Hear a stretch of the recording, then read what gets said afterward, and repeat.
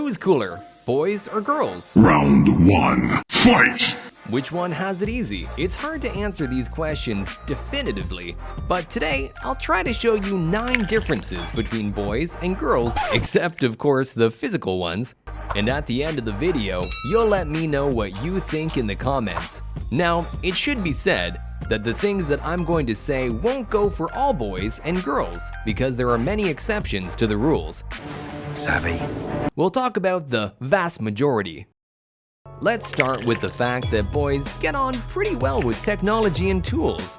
Many of them can easily read the instructions for assembling a cabinet and then immediately do so. It's easy for them to dismantle and fix other appliances, but putting it back together may not always work out. Boys like it because they've been completely surrounded by machines and electronics since childhood. I even think that the love of technology stems from our genes. Most girls just aren't interested in these sorts of things, so they don't even begin to go into the process, leaving it all to men. But if a girl knows how to do something a boy does, she can be respected and admired by other boys. And if she can bring a 9x16-inch 12-point combination wrench over in time, she won't be able to break free from her admirers. Boys need a lot less time to get ready. Boys don't wear makeup, don't choose between comfort and style for hours. If your t-shirt's clean, your jeans comfortable, and the right and left socks match the color, you're good. If boys were to be like girls, I don't even want to know how many people would fall victim to those morning hair dryers and mango-scented shower gel battles. Boys are mostly straightforward.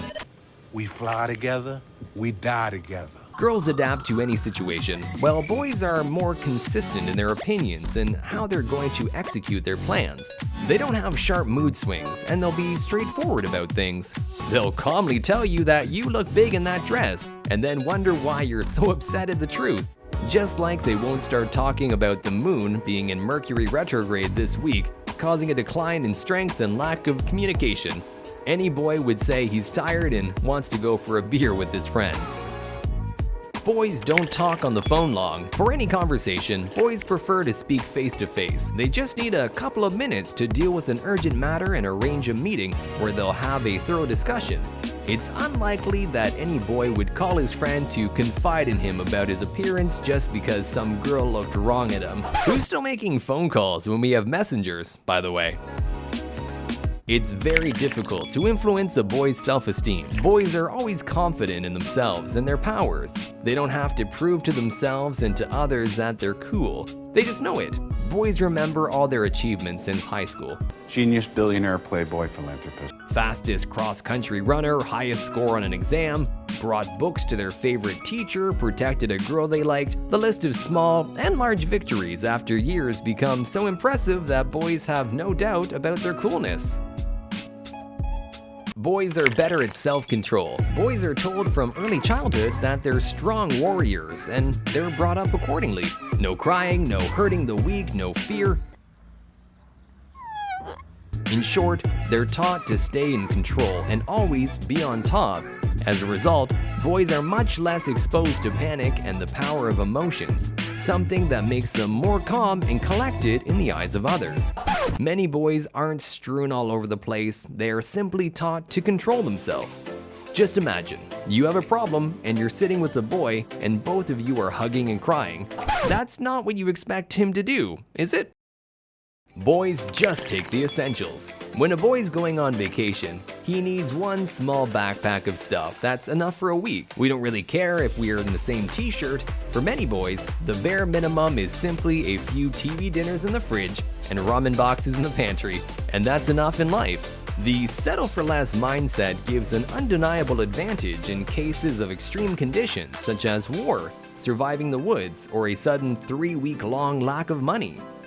Boys are less likely to be depressed. Boys' hormonal systems are much more stable than that of the girls. They won't burst into tears after seeing an abandoned puppy on the road, and won't stress over some rude person waiting in line with them.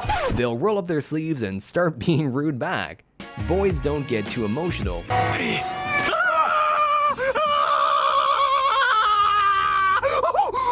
Unless they're invited to ride in a Ferrari.